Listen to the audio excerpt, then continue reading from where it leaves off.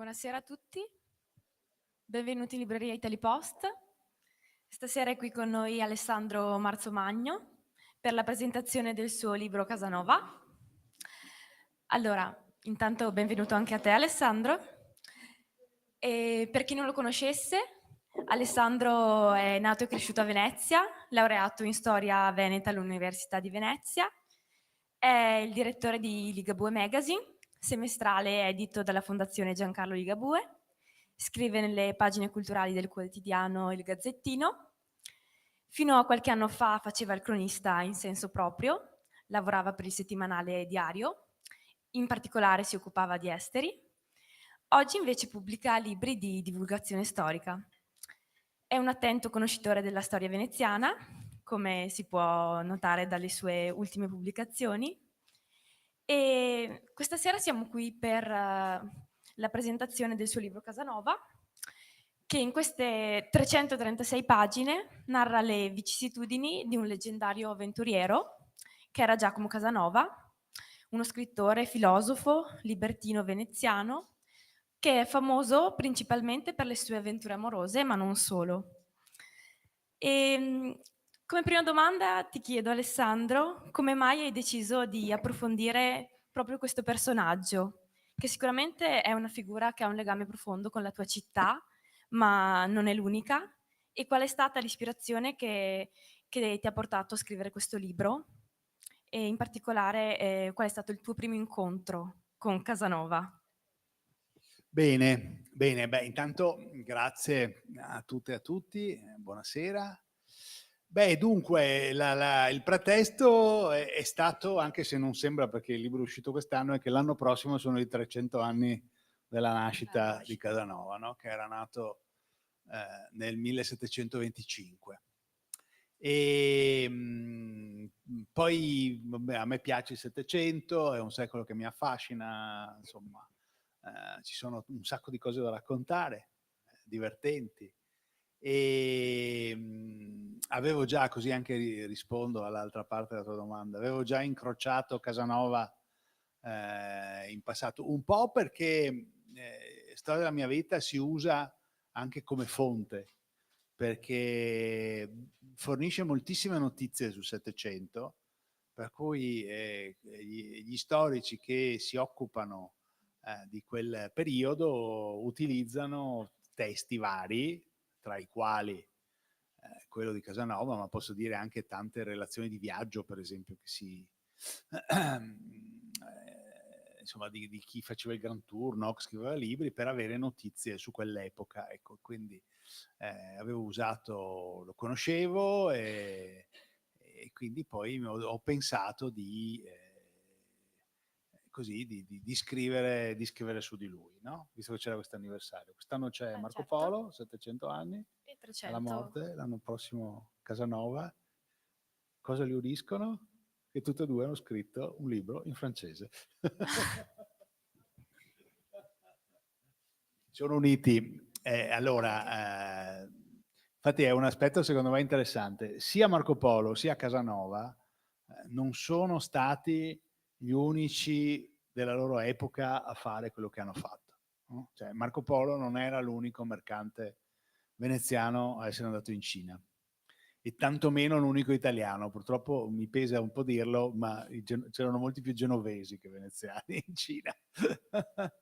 Ma è l'unico che ha scritto un libro, così come Casanova non era certamente l'unico avventuriero libertino del Settecento, ma è l'unico che ci ha lasciato un libro di memorie, no? Che ha scritto, e noi li conosciamo per quello. Appunto, poi dicevo che entrambi, tutti e due questi libri erano stati scritti in francese, no? Casanova perché voleva che le sue avventure fossero conosciute da quanto più possibile. Il francese era la lingua ponte nel Settecento.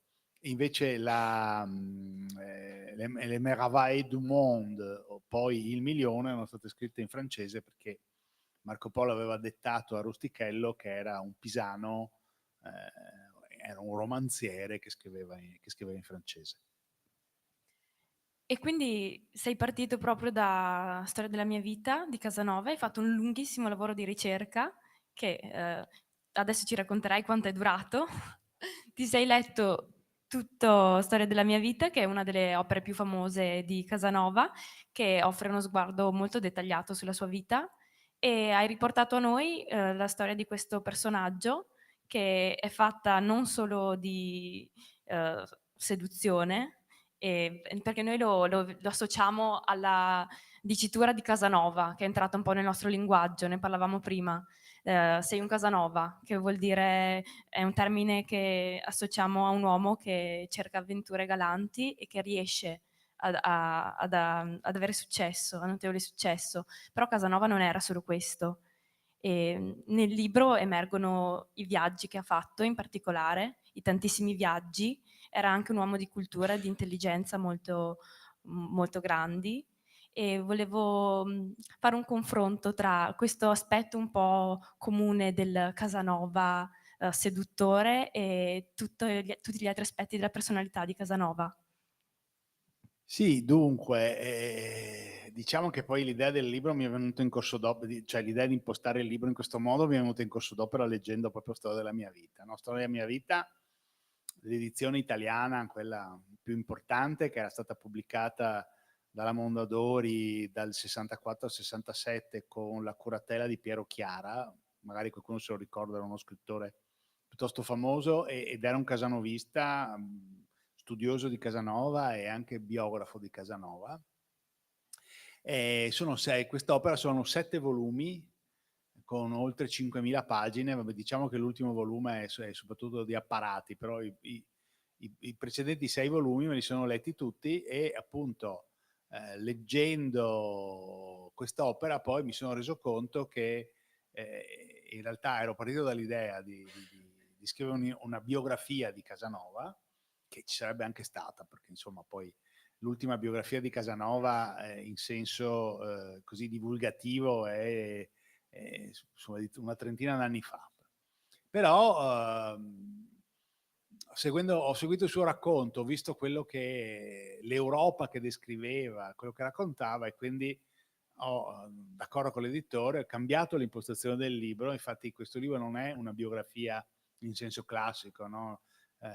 Come si dice, in senso che c'è ovviamente un filone cronologico, ma non racconta solo il personaggio dalla nascita alla morte, ma racconta soprattutto il suo mondo, quello che lui ha visto, dove è stato le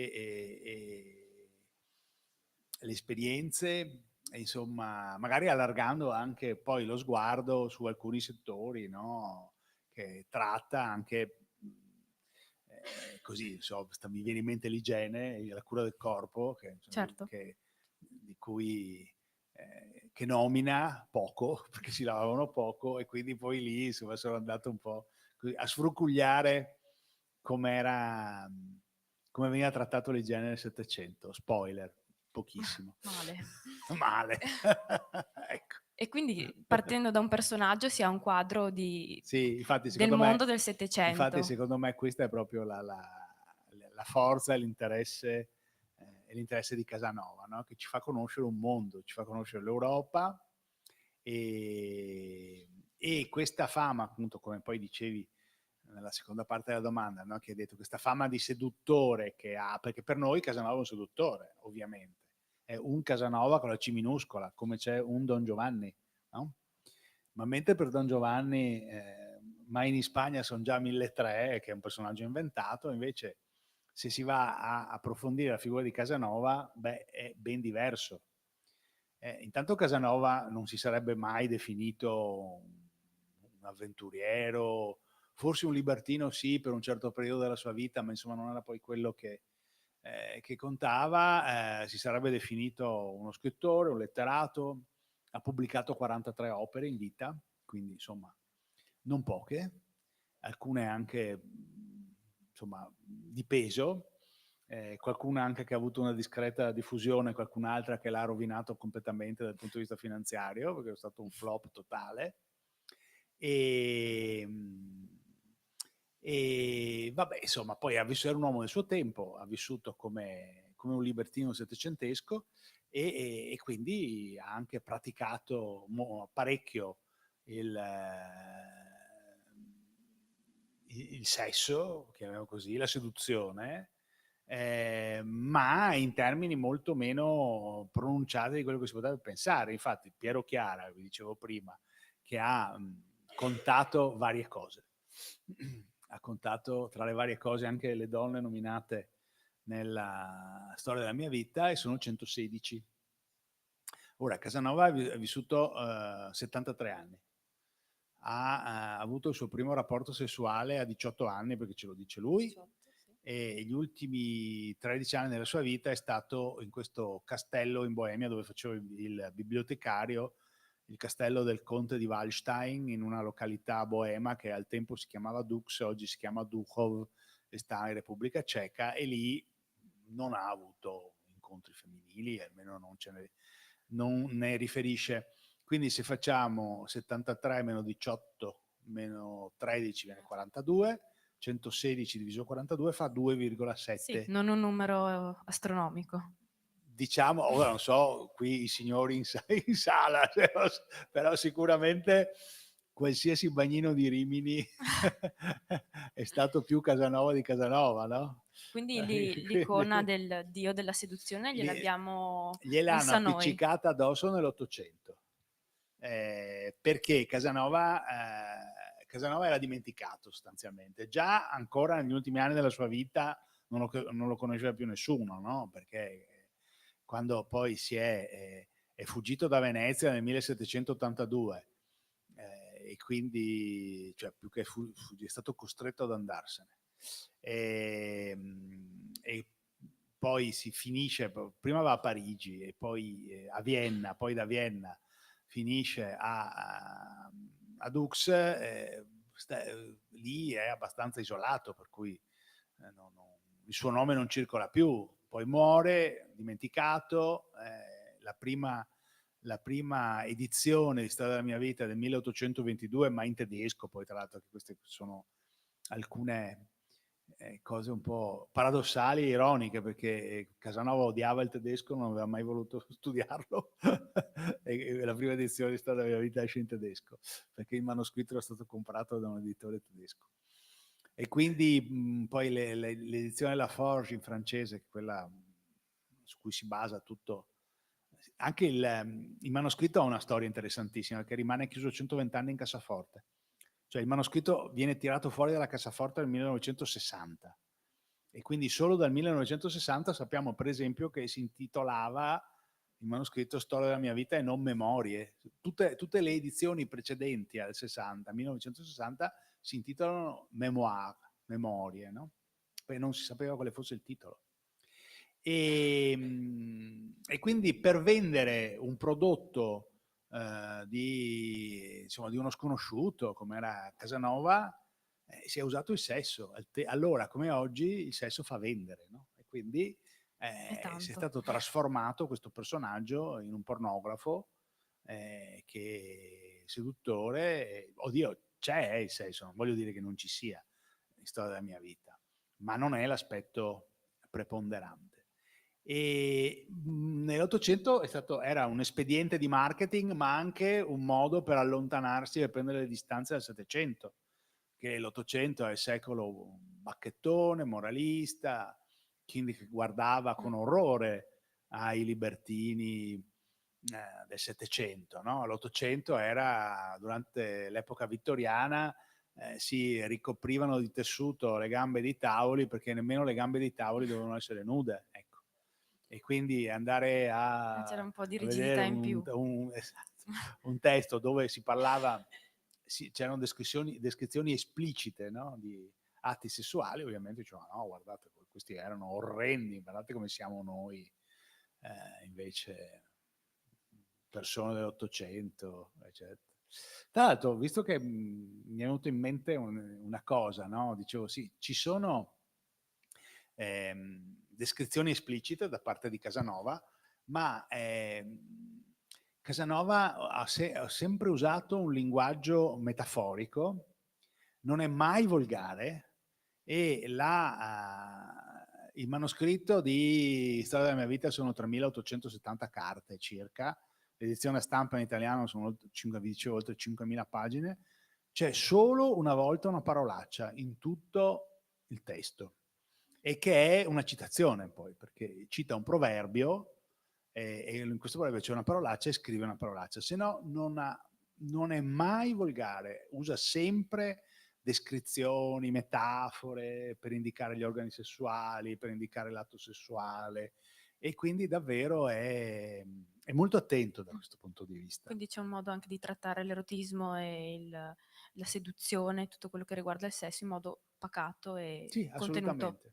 che Assolutamente l'ha sì. Sì, poi portato. scrive delle cose terrificanti anche, però sempre in una maniera molto così attenta, delicata a modo suo. Questo personaggio inoltre incontra anche il mondo delle carceri, perché è finito nelle celle ben 5 volte, in particolare una a Venezia, nelle Piombi di Venezia, da cui è anche fuggito, e volevo un po' un racconto di questa parte della vita del personaggio nelle varie carceri.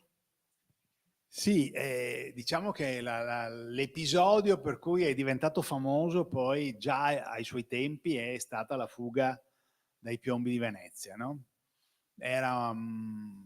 Fugge dopo essere fuggito nel novembre del 1756, va a Parigi, e per anni e anni raccontava questa storia, probabilmente infiorettandola tutte le volte. Diceva che non poteva raccontarla se non aveva almeno 2 ore di tempo, no? Per cui, e nei salotti insomma, si contendevano Casanova e il suo racconto. Tra l'altro, caratteristiche personali, era un logorroico Casanova. Abbiamo Si è delle... visto nelle 5.000 Ed era anche pagine. un grafomane, era sia logorroico sia grafomane. Ma mentre il grafomane appunto lo vediamo perché abbiamo i suoi scritti, invece sul logorroico abbiamo alcune testimonianze, no? Cioè, per esempio, a un certo punto un governatore di Trieste che lo incontra e scrive, là c'è scritto parla sempre, no? Quindi deve essere così, fluviale nell'eloquio, come si dice. E, e quindi appunto raccontava questa sua fuga, poi a un certo punto anche, ormai già nella fase finale della sua vita, nel 1788, pubblica un libro, no? La storia della mia fuga dai Piombi di Venezia, che ha un certo successo editoriale e che poi viene inglobato in Storia della mia vita. Viene arrestato a Venezia, non sappiamo bene perché, non lo sapeva neanche lui, perché viene arrestato dagli inquisitori di Stato, che era un tribunale speciale della Repubblica, quindi non facciamoci confondere dal nome.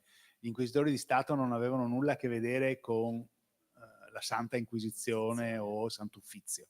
Erano un organismo della Repubblica di Venezia che si occupava, grosso modo, tanto per dirsela in maniera breve, di sicurezza dello Stato. Insomma. Erano un'emanazione del Consiglio dei Dieci, e quindi il Consiglio dei Dieci si occupava dei reati commessi dai patrizi in origine. Poi si sono occupati anche di un sacco di altre cose.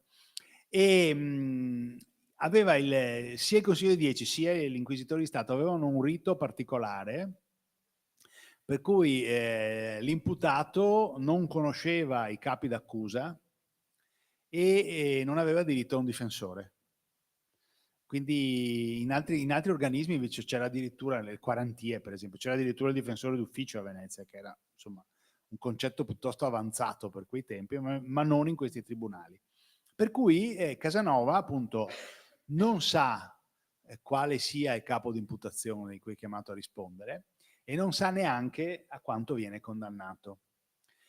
Noi oggi sappiamo che era stato condannato a 5 anni, quindi evade dopo 1 anno e mezzo. La domanda è: se avesse saputo, avrebbe provato lo stesso a evadere oppure avrebbe aspettato l'estinzione della condanna? Ovviamente non lo sappiamo, ma insomma non era una condanna particolarmente lunga.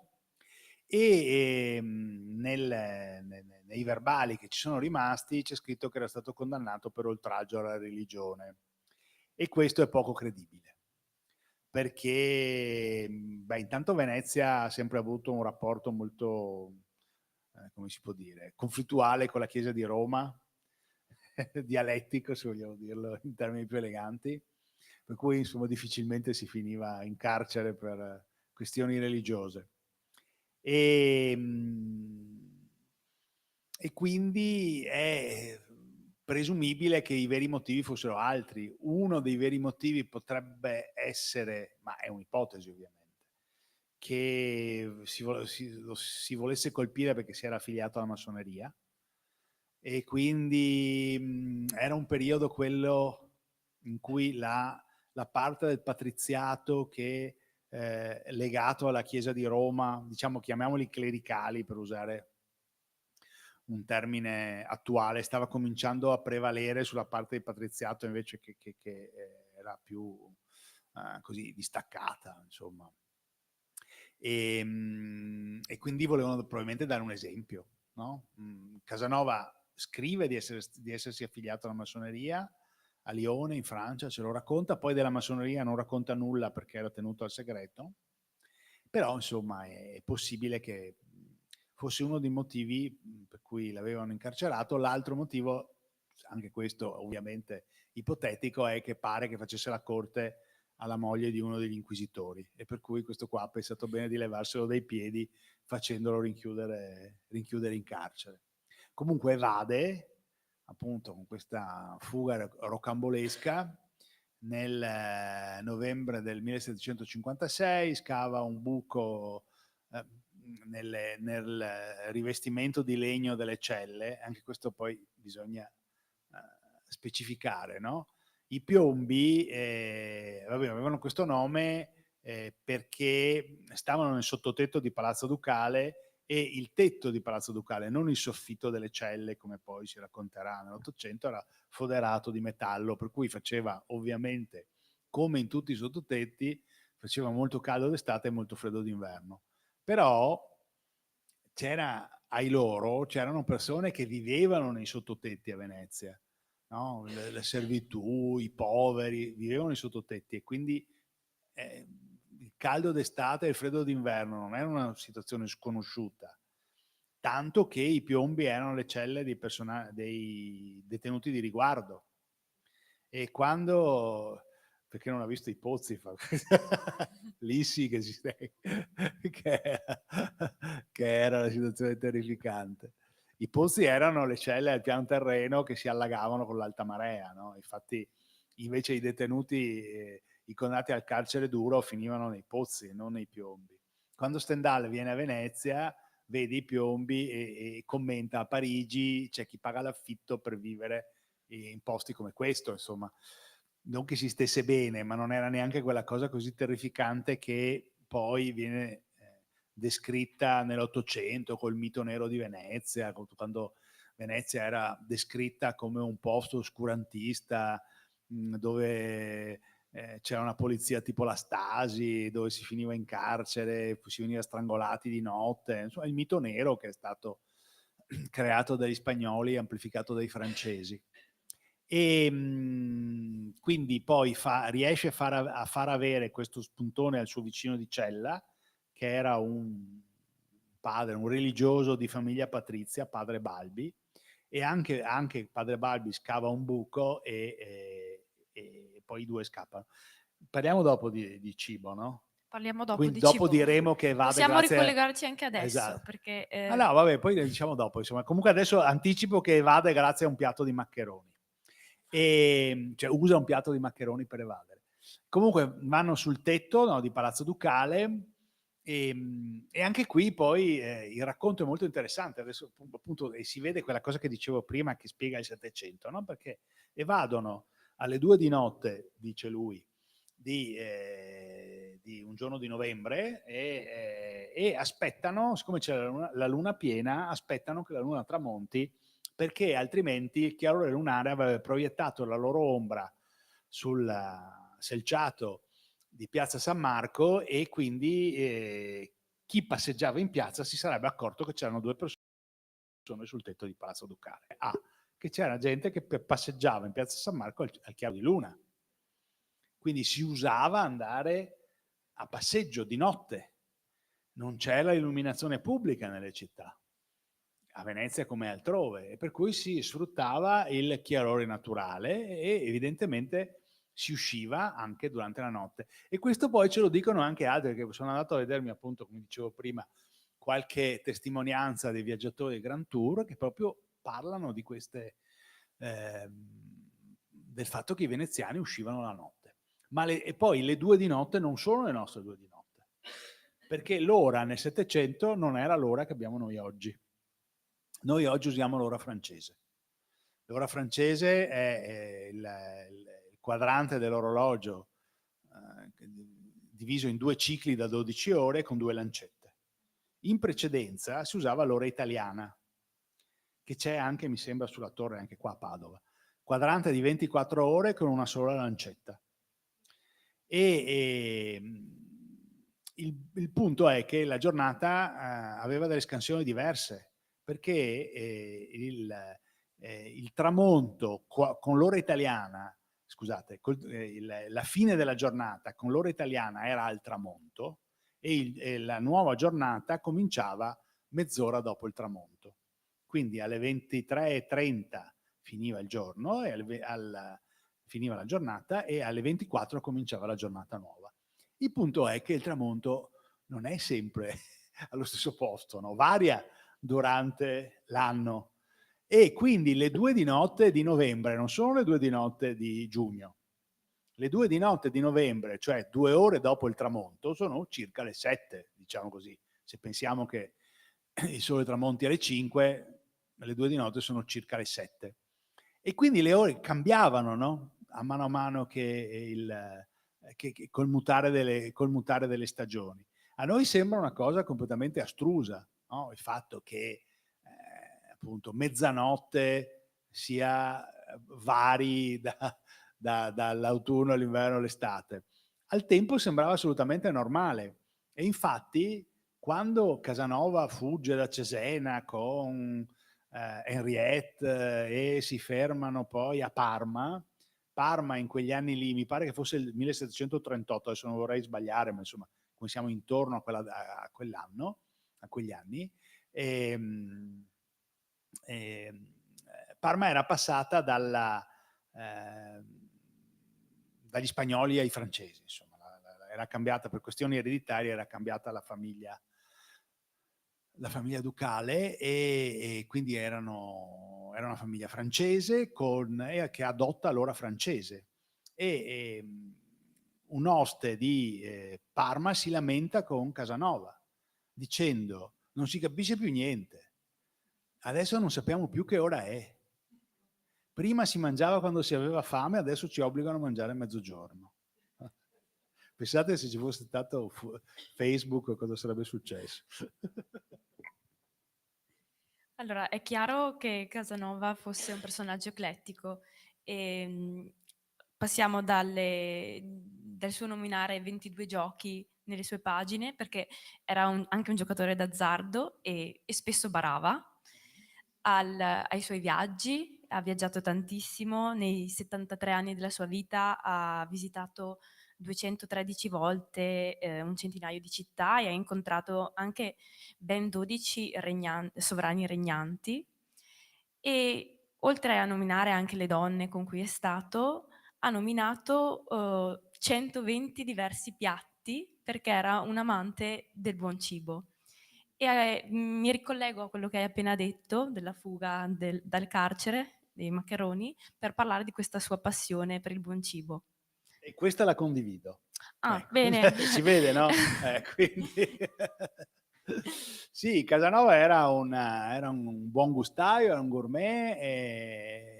Per esempio, quando va la prima volta che fa l'amore con 2 sorelle insieme, va a casa delle sorelle Nanette e Marton Savorgnan portandosi una lingua essiccata e una bottiglia di vino dolce.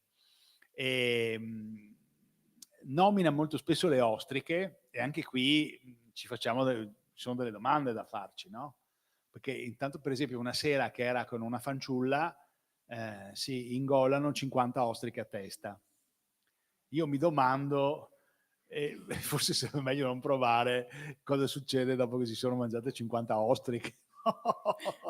Però poi dopo pare che abbiano fatto quello che dovevano fare senza C'è chi ci particolari riesce allora. conseguenze. E chi lo sa.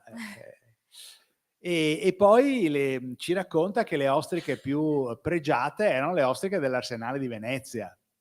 E lì, anche lì, dici, sì, certo, è vero che non c'era inquinamento chimico, però quanto all'inquinamento biologico, insomma, credo, no? Visto che in Arsenale poi quando c'erano i momenti di maggiore affollamento lavoravano 3.000 persone, quindi insomma dubito che queste ostriche fossero pulitissime, però erano apprezzate, e talmente tanto apprezzate che poi addirittura se le fa arrivare a Varsavia, quando dà il party di congedo da Varsavia, no? Offre un ricevimento e si fa arrivare le ostriche fresche da Venezia.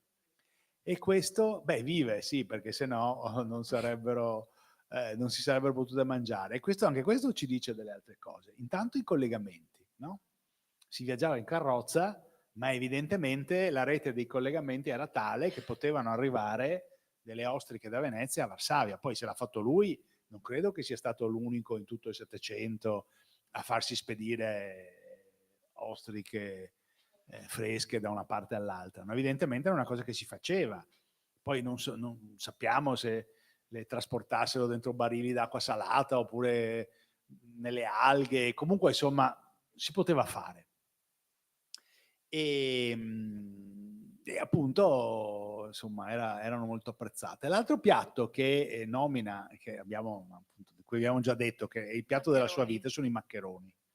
E questo proprio è un piatto che lo accompagna fino agli ultimi anni a Dux, dove aveva insegnato al cuoco del conte di Wallstein a cucinare i maccheroni, e le persone che lo andavano a trovare poi appunto apprezzavano molto anche i maccheroni di Casanova. Che però Non sono i come i maccheroni, nostri. esatto, non sono un formato di pasta, erano gnocchi, era un sinonimo, maccheroni e gnocchi era un sinonimo, ed erano di farina, non di patate. Se qualcuno di voi ha ricordi di scuola del Decameron di Boccaccio, nel paese di Berlinzone, che poi sarebbe il paese di Cuccagna, c'era un vulcano che dal cratere eruttava maccheroni che rotolavano lungo le pareti di formaggio grattugiato e poi finivano nel burro e se li mangiavano. Ecco, era esattamente così che si mangiava, senza il vulcano. Però appunto, torniamo all'evasione. Per evadere, no, aveva questo, io ho detto che hanno entrambi, sia Casanova sia padre Balbi, avevano scavato un buco in realtà Casanova ne ha scavati due, perché poi lo hanno cambiato di cella, per cui ha dovuto scavare un nuovo buco nel legno, e doveva fare avere questo spuntone al vicino di cella, e quindi lo mette dentro una bibbia, no? Però era più lungo, per cui le estremità venivano fuori, no? Dal volume. E allora perché il guardiano non si accorgesse che c'era questo spuntone dentro la Bibbia mentre la portava il vicino di cella, cucina un piattone di maccheroni. Questo ci dice anche che non esisteva il rancio, i prigionieri si facevano mangiare da sé oppure se lo facevano portare da fuori, dipende. Quindi cucina un piatto di maccheroni, lo condisce con molto burro fuso, in modo che il burro arrivi all'orlo della terrina, del piatto, di quello che è, e in modo che il guardiano dovesse stare attento, no? Di non rovesciare il burro fuori dall'orlo, che non andasse sotto, e quindi sta attento, guarda il maccherone, non era particolarmente sveglio, e porta maccheroni, Bibbia e spuntone di ferro al vicino, che poi dopo, come dicevo, riesce l'evasione. Ecco, una cosa interessante è poi che fine hanno fatto questi gnocchi, no? Questi gnocchi di Casanova, questi maccheroni alla veneziana, perché è una ricetta che più o meno sparisce. Intanto erano molto semplici come composizione, e sono molto difficili da fare, perché è farina, burro e uova. Però bisogna mettere la farina, il burro e le uova nelle giuste proporzioni e le giuste temperature, per cui poi se buttando il composto nell'acqua bollente non si disfi tutto. Io ho provato a farli un po' di volte, mi si formava uno strato di farina sul fondo della pentola che mi dovevo buttare via. Ecco, bisogna avere soramane, come si diceva. E quindi questo piatto, appunto, dicevo, c'è nel primo ricettario di ricetta veneziana, nel primo ricettario a stampa, che è del 1908, poi insomma in qualche modo sparisce. Sparisce e riemerge con il nome di gnocchi bignè, perché hanno una composizione simile alla pasta del bignè. E poi, siccome la ricetta aveva fatto un viaggio di ritorno, era arrivata dalla Francia, vengono chiamati gnocchi alla parigina. Gli gnocchi alla parigina erano una delle preparazioni di base che venivano insegnate nelle scuole alberghiere in Italia fino agli anni 50, insomma, dopoguerra. Quindi chiunque abbia frequentato una scuola alberghiera in quegli anni ha imparato a fare i gnocchi alla parigina. Adesso sono quasi scomparsi perché sono stati completamente soppiantati dai gnocchi di patate. Evidentemente è più facile lavorare le patate, è più facile fare i gnocchi di patate, quindi questi gnocchi di farina non si trovano più, poi adesso con tutte le intolleranze che ci sono, figuriamoci, ma se vi pungesse vaghezza di assaggiarli, Ci hai messo un po' di cioè, curiosità. vero? Trattoria Il Castelletto, dalla Clemi a a Pedeguarda di Follina, in provincia di Treviso. Riceveranno qualche chiamata. Lì li fanno ancora, perché la Clemi, che è lo stessa, è una signora âgée, e quindi fa i gnocchi, proprio hanno in carta i gnocchi alla parigina. Prima della presentazione ci siamo parlati qualche minuto e mi hai posto una domanda riguardante il libro. Mi hai chiesto cosa manca in questo libro, che è una domanda che io vorrei porre alle persone qui presenti. Ma se non l'hanno letto... Vabbè, no, come stimolo, se vuoi provare a porre tu questa domanda. Allora, la signora l'ha letto in fondo, si è accorta di qualcosa che non c'è nel libro?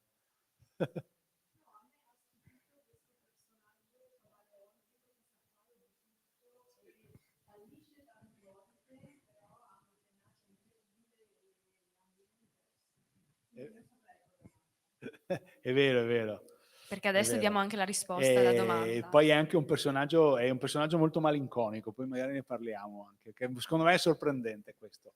Sì, una cosa che si nota, che io ho notato, insomma, che manca il paesaggio. Perché Casanova vede un sacco di città, le città più belle d'Europa, va a Londra, a Parigi, a San Pietroburgo, a Mosca, passa le Alpi più volte, no? Andando dall'Italia alla Francia, si vede. E non parla mai del paesaggio. Perché? Perché non esisteva il paesaggio. Il paesaggio è un'invenzione ottocentesca, col romanticismo. Prima del romanticismo il paesaggio non c'era, cioè ovvio che c'era, ma non si notava. No? E come diceva lei prima, per esempio, non c'entra con, per far capire, non c'entra con Casanova, ma nel Settecento, prima, nei secoli precedenti e fino all'Ottocento, non esistevano i bambini, ma non nel senso che non ci fossero i bambini, certo che c'erano, ma non venivano considerati bambini, venivano considerati piccoli adulti, non esseri dotati di una propria autonomia. Se voi guardate qualsiasi quadro di ritratti di famiglie fino al Settecento, ma fino alla fine del Settecento, vedete sempre che i bambini sono uguali ai loro genitori piccoli, con gli stessi vestiti, no? Eccetera, eccetera. E perché appunto non c'era ancora quest'idea. E questo serve anche per inquadrare Casanova e tutta l'opera nel suo tempo, perché noi non dobbiamo mai applicare i nostri schemi mentali contemporanei a personaggi o avvenimenti del passato. E quindi, come non c'era il paesaggio, non c'erano altre cose, o altre cose erano in maniera molto diversa da come le consideriamo noi oggi, no? Vado avanti. O mi devi domandare qualcosa? No, no, libero di andare avanti. Per esempio, Casanova parla quasi sempre di amore. Dice che si innamora e che le donne con cui si accompagna si innamorano di lui. Solo che nel Settecento l'amore non era il nostro amore, era diverso. Noi siamo figli del romanticismo, quindi il nostro amore è una cosa totalizzante, assoluta, no? L'unico amore, l'amore della vita. Non avrò altro amore al di fuori di te. Nel Settecento l'amore era gioco, era divertimento, era allegria. Secondo me, forse non avevano torto. E quindi quando parla di amore, parla sempre di amore in quel senso, non nell'amore romantico nostro, anche se c'è una donna, questa Henriette che vi dicevo prima, con cui l'host di Parma si lamenta dell'ora, della quale si innamora veramente nel senso che diamo noi oggi alla parola amore. Lì davvero era innamorato come si sarebbe innamorato qualcuno oggi. Infatti quando si lasciano poi torna, attraversa le Alpi tornando, perché si lasciano, lei lo lascia a Ginevra e quindi rientra in Italia e passa le Alpi senza mangiare, piangendo, senza sentire freddo, eccetera, eccetera, perché era innamorato di questa donna. Chiudo con l'ultima domanda, poi lascio la parola a voi. Come questa figura può essere interpretata e apprezzata nel contesto culturale contemporaneo? Ma dunque, come ha detto la signora, era aveva delle conoscenze assolutamente varie, poliedriche, inaspettate, è molto sorprendente, ma cioè dal fatto che descrive molti duelli che ha sempre vinto, no? Duelli uno alla pistola dove insomma le cose erano finite in maniera un po' più cruenta, ma insomma gli altri duelli alla spada era evidentemente un bravissimo spadaccino, fino ad avere delle conoscenze matematiche. Ci sono nelle sue carte che oggi sono conservate all'Archivio Nazionale di Praga, perché poi dal castello del conte di Wallstein sono state spostate in un altro castello, poi sono finite a Praga, oggi sono a Praga.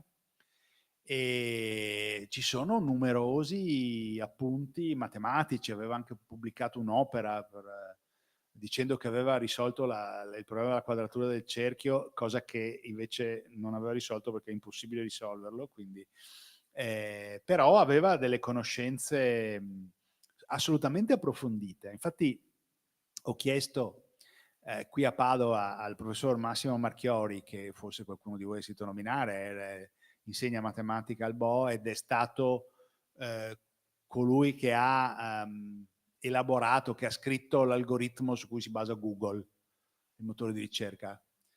Per cui si diria no, proprio sempio. Ecco. E gli ho mandato un po' di scritti matematici di Casanova e mi ha confermato che effettivamente per essere insomma, un uomo del Settecento aveva delle conoscenze di matematica molto approfondite. Aveva delle conoscenze di medicina molto approfondite, che non sappiamo assolutamente come abbia acquisito. Qui a Padova era iscritto a legge, diritto, non si chiamava giurisprudenza al tempo ancora. Dice di essersi laureato in utroque iure, però in realtà non ci sono i verbali di laurea al BO, quindi non sono mai stati trovati, per cui è possibile che fosse una millanteria. Invece sicuramente aveva conoscenze mediche, che non sappiamo come abbia acquisito, ma le aveva perché guarisce se stesso e guarisce gli altri. Per esempio si ammala 11 volte di malattie venere, 9 volte di belenorragia e 2 volte di sifilide, si cura da solo e guarisce. Ma la guarigione più clamorosa è quando appunto questo duello alla pistola, vi dicevo prima, avviene in Polonia con il conte Branicki, che era ciambellano del re di Polonia, e lui quasi ammazza il conte Branicki, poi se la cava. E il conte Branicki gli perfora la mano destra con un colpo di pistola. E 4 medici volevano amputargli la mano e Casanova si rifiuta, non se la fa amputare, ma aveva ragione lui perché poi la salva.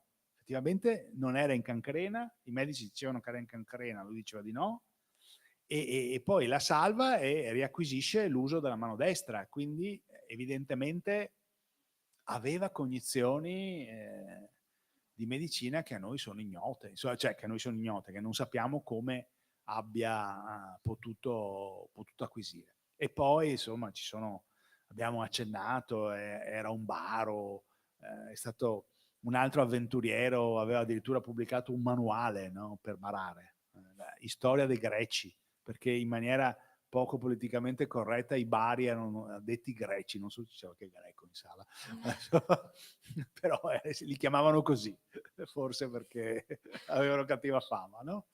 E quindi c'era questo manuale che insegnava come fare, e quindi aveva svariati, poi faceva l'imbroglione, si spacciava come mago, sapendolo di essere, non è che facesse finta di credere in quello che faceva, sapeva benissimo che erano tutti imbrogli, lo scrive, lo dice, e però dice, boh, tanto se non lo facessi io lo farebbe qualcun altro, no? Quindi si giustifica in questo modo, fa la spia, fa appunto, vi ho già detto, la massoneria, per cui insomma è davvero un personaggio eclettico. Volevo però concludere, prima di passare alle domande, col suo rapporto con le donne, perché poi abbiamo parlato molto poco di donne questa sera, anche perché ci sono tante altre cose da dire, però insomma una cosa che a un certo punto io scrivo che fosse vissuto oggi sarebbe in carcere, ma proprio senza dubbio, perché parla di cose che per noi sono reati, anche gravi, oppure sono cose assolutamente terrificanti, tipo incesto, rapporti con bambine, poi c'è anche uno stupro, così incidentalmente, e compravendita di schiave. E però, come vi dicevo prima riguardo ad altri argomenti più leggeri, dobbiamo sempre pensare che siamo nel Settecento. E quindi tutti questi comportamenti che per noi porterebbero dritti in carcere nel Settecento non erano reati e magari non erano neanche socialmente condannati. Tutto quello che Casanova scrive lo scrive perché venga letto, perché possa contribuire a formare una buona opinione di se stesso. Quindi fossero stati comportamenti che lo avessero messo in cattiva luce, non li avrebbe semplicemente scritti. Quello che non vuole scrivere, che non vuole far sapere, non lo scrive, no? Vi accennavo prima alla massoneria, non ne scrive, punto. Allora, questo poi ha dato anche occasione anche a me di approfondire alcuni argomenti che poi conoscevo poco. Allora, incesto. Intanto ho fatto molte difficoltà a trovare qualche storico del diritto che si sia occupato di incesto nel Settecento, perché poi gli argomenti scabrosi sono un po', no, come anche la schiavitù, che adesso vi dico, insomma non si trovano tanti lavori, sono soprattutto per fortuna storici giovani, le nuove generazioni che se ne occupano. Comunque l'incesto non era reato, semplicemente perché i sovrani, i regnanti, si sposavano tra parenti e quindi il re di Francia, se sposava sua cugina, non poteva commettere un reato e quindi l'incesto non era reato per nessuno.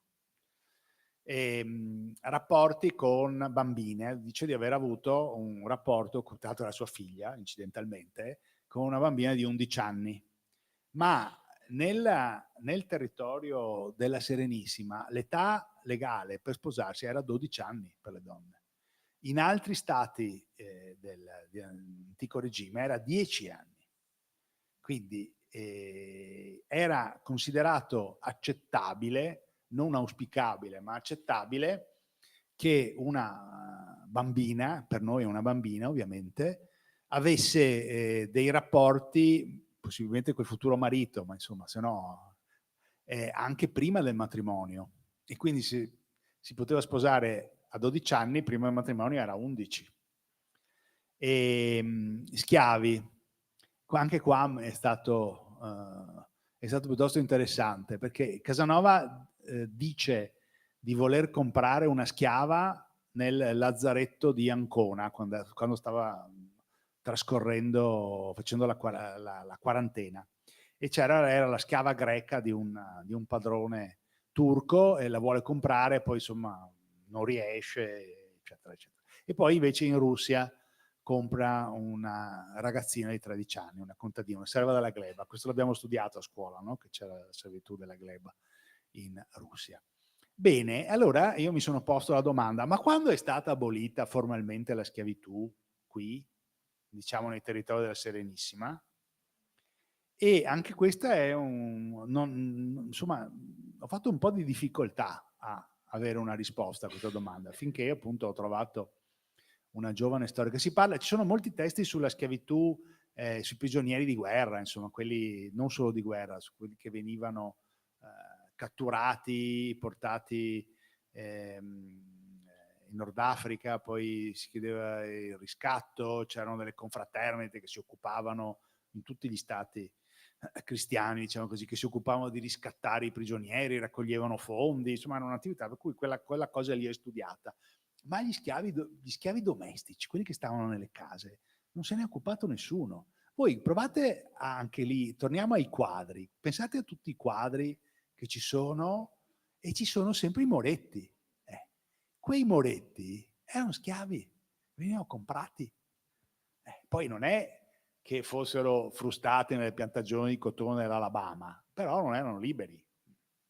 Beh, insomma, la schiavitù è stata formalmente abolita in quest'area il 1° gennaio del 1816, quando è entrato in vigore il nuovo codice civile austriaco, all'indomani del congresso di Vienna, e quindi nella monarchia asburgica e anche nel Lombardo-Veneto, che faceva parte della monarchia asburgica, entra in vigore questo nuovo codice civile che abolisce formalmente la schiavitù, il che poi non significa che la schiavitù sia stata abolita da un giorno per l'altro, perché poi le situazioni si sono trascinate, no? Per anni, tanto che, mi diceva questa storica, l'ultimo processo per schiavitù a Venezia si tiene nel 1890, 890, cioè ben oltre l'unità d'Italia, ed era una famiglia nobile che aveva comprato un ragazzo in Africa, voleva farsi riconoscere lo status servile di questo ragazzo. Quindi iniziano un procedimento in tribunale, ma poi, cara grazia, il giudice dice che la legislazione del Regno d'Italia prevale sulla legislazione africana, per cui questo ragazzo non poteva essere considerato uno schiavo. Ma siamo 10 anni prima del XX secolo. Quindi, ecco. Detto tutto ciò, però, poi ci sono anche degli aspetti di Casanova che sono estremamente e sorprendentemente contemporanei. Vi dicevo delle cognizioni mediche, no? Allora, nel 1772 Casanova è a Bologna e due medici dell'Università di Bologna scrivono ognuno un libretto nel quale sostengono una vecchia teoria della medicina ancora galenica degli antichi greci, secondo la quale esiste un legame fisico, sottolineo fisico, tra l'utero e il cervello femminile. È il motivo per cui si dice che le donne sono uterine, no? Che non è proprio un complimento. E Casanova invece dice no, assolutamente, scrive un contro libello e dice no, non è vero, non c'è nessun legame fisico tra l'utero e il cervello femminile. E adesso vi volevo leggere brevemente due passaggi perché secondo me sono molto significativi. Allora, uno di questi medici scrive: ho chiamato il vostro utero pensatore non perché gli attribuisca già la facoltà di pensare, ma perché del vostro pensare egli è l'assoluto padrone, e se non è pensatore perché egli pensi, egli lo è perché fa pensarvi a suo modo. Invece Casanova replica dicendo no, assolutamente non è così, e dice: l'uomo e la donna pensano nel modo stesso E ciò che l'infamatore dell'utero, cioè il medico, nomina diversità di dialettica, altro non è che una qualche differenza di inclinazioni, di desideri, di passioni, che non cambiano in verum conto il modo di pensare, onde tutta la sua dottrina dell'utero si ritrova con rossore della sua fisica ridotta a bruttissimo partito. L'educazione e la condizione della donna sono le due cagioni che la rendono differente da noi nel suo sistema, e l'educazione e la condizione nostra sono i due motivi che ci rendono differenti dalle donne nella nostra logica. Ora, il fatto che Casanova nel 1772 usi il termine condizione della donna, che se ci pensate è un termine femminista dei giorni nostri, no? Devo dire che è assolutamente sorprendente, tanto che ci sono anche state alcune americane che hanno parlato di protofemminismo di Casanova. Ora, gli americani spesso esagerano, però voglio dire, sono condizione della donna nel 1772, proprio non è banale, ecco. Bene, adesso se avete qualche domanda. Sì, passiamo alle domande.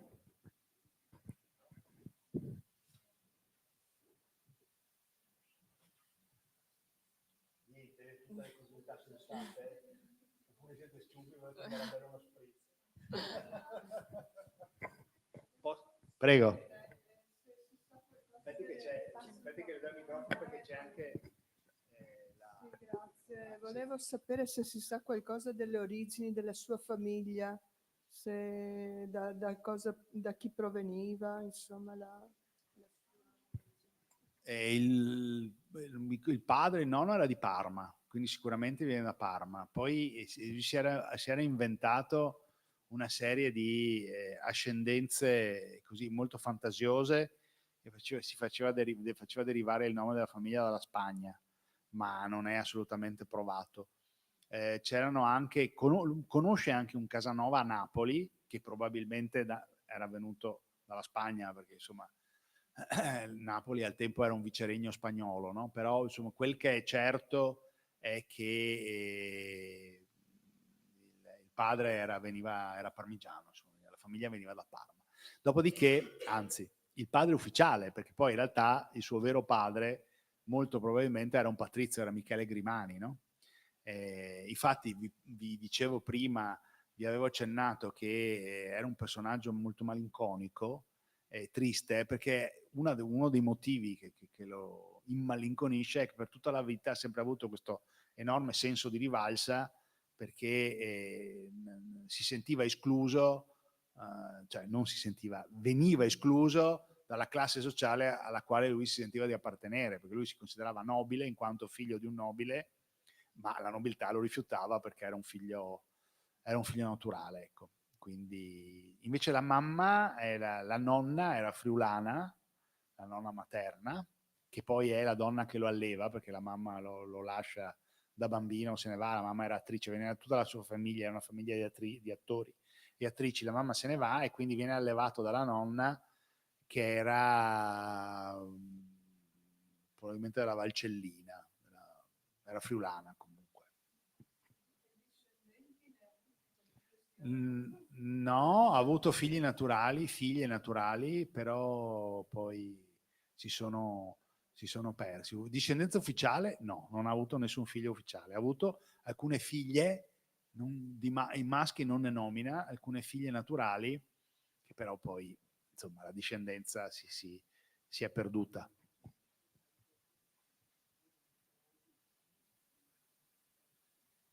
Qualche altra curiosità? Prego.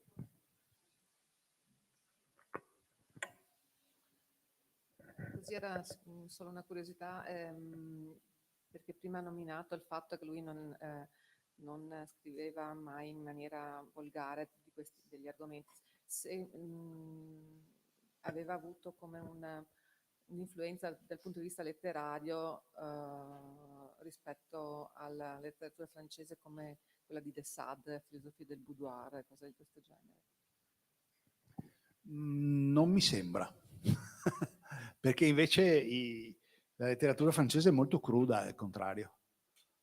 Sia De Sade sia Restif de la Breton sono molto molto espliciti, e un po' tutta quella letteratura erotica del libertinismo francese, per cui non è assolutamente su quella linea, su quella lunghezza d'onda.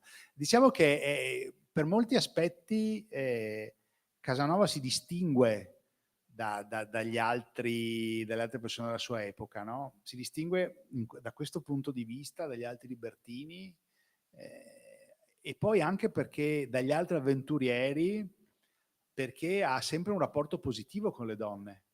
Mentre gli altri avventurieri cioè le donne erano un'attacca nel calcio della Colt, ovviamente non c'era la Colt, ma insomma per dire, no? Una spunta, un numero. Invece per Casanova no, Casanova ha sempre un rapporto, ha quasi sempre un rapporto positivo, tanto che poi le donne con cui si accompagna conserveranno un buon ricordo di lui. Molte continueranno a scrivergli, era molto generoso, a parecchie ha rifatto il guardaroba, le portava dalla sarta, eccetera. Poi un paio le ha fatte sposare, perché si divertiva, no? Prima le seduceva e poi gli trovava il marito e anche cercava di contribuire a preparare la dote. Ecco, per cui insomma aveva questo aspetto che lo distingueva dagli altri avventurieri. E non so quale sia stata la sua formazione letteraria, però appunto non si ritrovano i moduli della letteratura erotica francese di quel tempo. Beh, si sono anche conosciuti. E si sono conosciuti, non si amavano, Casanova non stima Cagliostro, però poi insomma come si dice, gli avventurieri erano una specie di compagnia di giro, si ritrovavano nelle varie corti d'Europa, poi organizzavano vivevano di espedienti molto giocando a carte, molto barando, no? E quindi organizzavano truffe, facevano in modo di turlupinare qualche malcapitato che giocava con loro, per cui insomma sì, ne parla, nelle storie della mia vita parla anche di Cagliostro, appunto non lo stima. Un altro avventuriero che invece del quale diventa amico poi è Lorenzo da Ponte, no? Perché Lorenzo da Ponte, il librettista di Mozart, poi sono davvero amici, Casanova e da Ponte. E tra l'altro c'è questa cosa che tra le sue carte, tra le carte di Casanova ci sono anche alcuni versi che aveva composto per il Don Giovanni, che però poi non vengono inserite nel libretto finale, insomma, quello che poi viene messo in scena a Praga nel 1787, presente Casanova. Quindi è possibile anche che abbia conosciuto Mozart, anche se non c'è nessuna fonte che ce lo dica. Allora, l'unico ritratto di Casanova in vita è un'incisione che è stata che era messa all'interno del volume dell'Icosameron, che era un'opera di fantascienza. Allora, Casanova ha scritto quello che viene considerato il primo romanzo autobiografico della letteratura italiana e ha scritto anche uno dei primi libri di fantascienza della storia della letteratura. Solo che vi avevo accennato prima, è questo libro che lo rovina perché era un malloppo illeggibile e quindi l'aveva stampato a sue spese, perché allora funzionava così, no? Non c'erano gli editori come oggi, e si rovina, insomma. Ecco. In questo libro c'è un suo ritratto a 60 anni che ce lo mostra sdentato. Allora era molto facile rimanere senza denti perché i denti non si curavano, quando un dente marciva si toglieva, no? Quindi le persone anziane spesso erano senza denti. Aveva 60 anni, quindi io ne ho 61, quindi anziano ancora no, però insomma. E poi abbiamo degli altri ritratti che sono attribuiti, probabilmente sono suoi, c'è anche un ritratto, un profilo del fratello, non vi ho parlato del fratello Francesco, ma il Casanova più famoso d'Europa non era Giacomo, era Francesco, che era un pittore di battaglie, un genere che al tempo andava molto, tanto che quando incontra Caterina di Russia dice: ah, lei è il fratello del pittore, e potete immaginarvi Casanova con l'ego ipertrofico dice: no, un modesto imbrattatele. E così. Però insomma quel che dalle descrizioni che ne fanno sembra che fosse un bell'uomo, cioè era alto 1,90 m, aveva la carnagione olivastra, aveva le labbra sensuali prima di perdere i denti, la fronte alta, insomma il naso pronunciato, quindi un uomo che si faceva notare e anche un bell'uomo, insomma, per i canoni di allora. Ecco, quindi...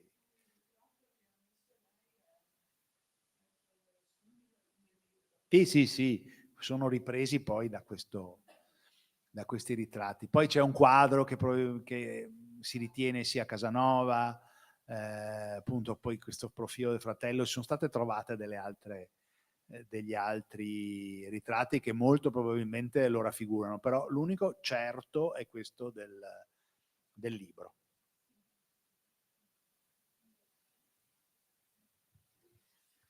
Beh, ci salutiamo. Grazie a tutti, grazie a te per questa presentazione, per il tuo tempo e buona serata. Certo, su disponibili.